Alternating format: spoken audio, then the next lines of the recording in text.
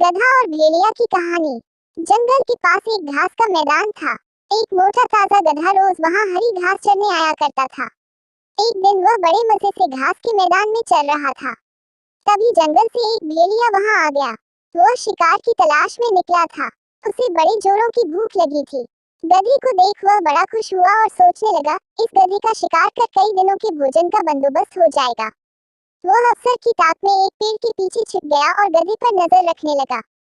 घास चरते गधे ने उसे देख लिया था और वह समझ गया था कि भेड़िया उसे मारने की फिराक में है।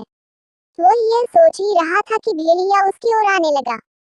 जान बचाने के लिए गधे ने एक युक्ति लगाई और वह लंगड़ाकर चलने लगा।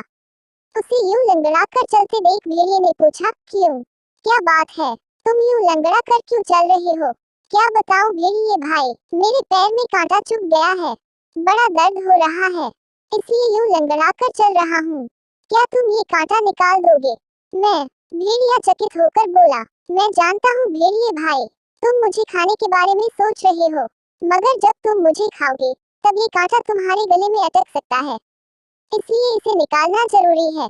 भेड़िए ने सोचा, गधा सही कह रहा है, खाते समय मैं बेकार की मुसीबत क्यों मोल लूं, इसका कांटा निकाल ही देता हूँ, फिर इसे मारकर मजे से खाऊंगा।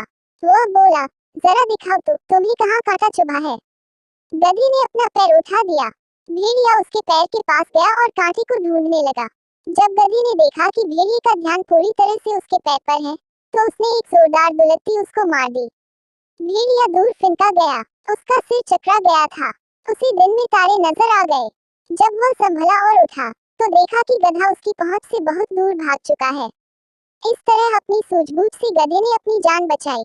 भेड़िया सोचने लगा, जो काम मेरा नहीं बल्कि वैद्य का था, अर्थात कांटा निकालने का काम, उसे करने के चक्कर में मैंने दुलत्ती भी खाई और अपने शिकार से हाथ धो बैठा। आइंदा से उस काम में कभी हाथ नहीं डालूंगा जो मुझे नहीं आता। सीख, विपत्ति के समय सूझबूझ से काम लें।